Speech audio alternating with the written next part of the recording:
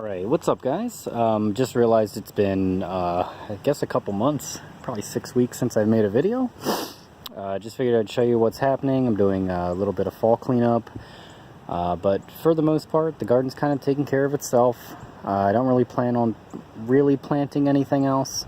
You know, the season's kind of winding down, so there's a few things I can do inside for the winter, and there's a little bit more I need to do as far as cleaning up and getting everything prepared for next year. But I mean, for the most part, nothing new over here.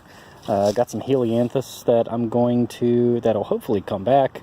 You know, pretty sturdy plant, and nothing else really new over here. Mostly just been working in the vegetable bed today, and of that probably only about an hour or so. But I went ahead and weeded it. It looked kind of like this bed. So lots of oxalis, chickweed, you know, various grasses, what I believe to be henbit, you know, bullshit. So I went ahead and got all that just so it doesn't crowd everything out. Now, it's not that big of a threat right now. Come springtime, it'll all flower, it'll explode, it'll set seed, and it will crowd everything out. So, you know, it's definitely not a winter kill. It will come back in the spring. So I've got my red Russian kale, and that's, you know, just about a monoculture at this point, which is okay with me because it's such a small bed. And then I have, you know, just waiting for this guy to totally die, even though it has dropped quite a few seed pods, so I can harvest the seeds off that.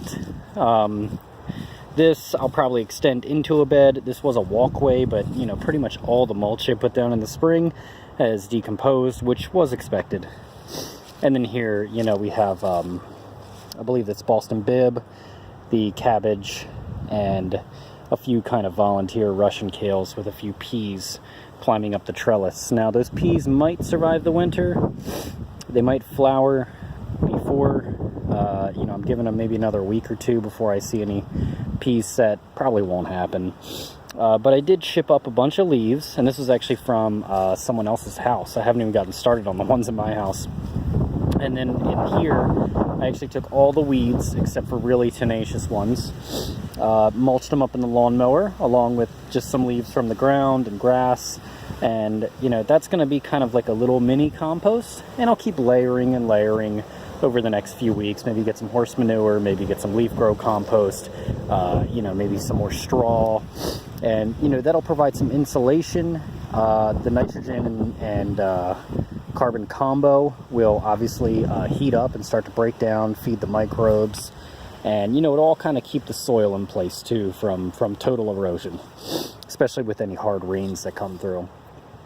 Aside from that, you know, it's all kind of just doing its own thing. I still haven't thinned out my carrots over here, so I just kind of keep coming in and pulling larger ones as I can. You know, I'm not selling them at a market, and these were actually seeds from the ones that went to flower over there earlier in the spring. So they're kind of paler. It seems like the whiter gene is the strongest, because the yellows and reds that are there are kind of a pale yellow and red. And then there are a few white carrots. So, you know, they almost kind of look more like radishes, to be honest, as far as color. This is all kind of weeds. I'm really considering moving the asparagus next year. I'm not quite sure where I want to move it.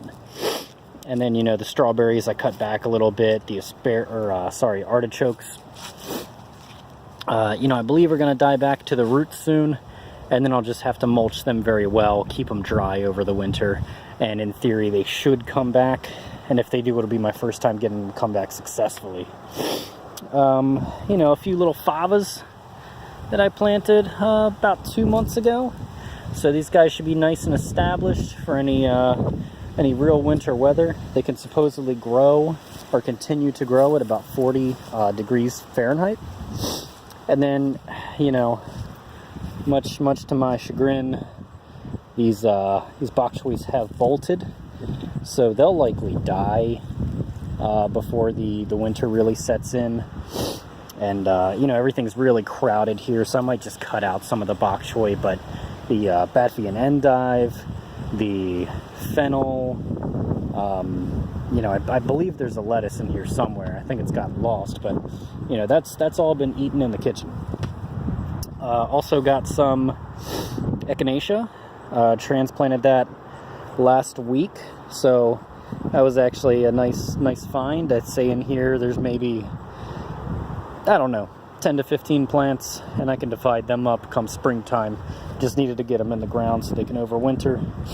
And then I have some black-eyed Susans, also known as rudbeckia. So, you know, a few flowers. I'm just kind of letting them stay alive, you know, until I can really do something more fun with them in the springtime.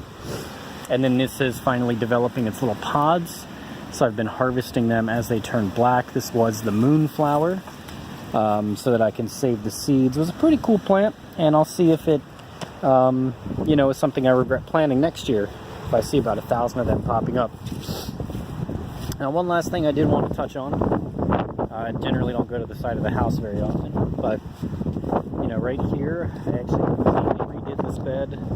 I don't even know if I've really shown it in a few videos. It was just a mess. I had my aronias, a couple blueberries. Really nothing seemed to do very well here as far as food is concerned. I believe that the soil is too alkaline, probably from being right up against the concrete here of the house. So this is miscanthus, which is an ornamental grass, and underneath of that is some straw and horse poop.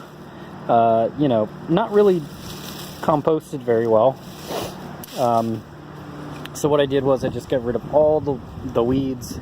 There's a few plants left, like a mess of daylilies. I'm just kind of sick of daylilies. And took them all out, dug in some rotten wood, about 1 foot, 18 inches down.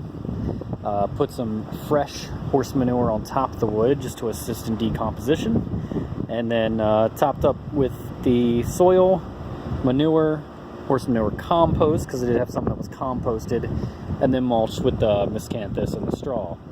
So, you know, assuming these miscanthus heads don't drop seeds and I don't have a massive hedge of ornamental grass that shoots up about 8 feet next year, you know, this is going to be, I got a few ideas. You know, I'm kind of shooting for like a prairie garden.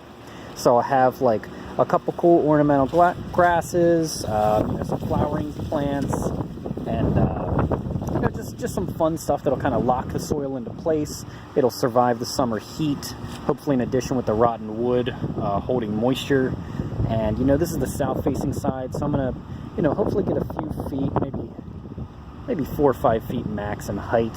I don't want to completely cover the side of my house, and you know, just bring some beauty. Mulch it really heavily so I don't really have to weed. You know, using this just because it's kind of out of my normal, you know, where I walk every day has been a little silly as far as any like fruits or vegetables go, herbs. So, you know, there really isn't any point in putting it that far away. And then next year, where this Nandina, you know, that mess will be taken care of. I'm thinking about bringing this out to about here, maybe a little wider, and I'm just going to do herbs here. A lot of people in permaculture, excuse the wind, a lot of people in permaculture will do, you know, herb spirals in what they call their zone 1, which is the closest to the house. So I've got a lot of room here, and I think it'd be really cool to have a border with a bunch of, you know, perennial and annual herbs, maybe a couple different fruit trees or shrubs. You know, maybe I can even do a garden arch and have something cool like the jasmine going up it. So I've got a few ideas. I'll see what time and budget allows, and what kind of plants I can rescue or get for free.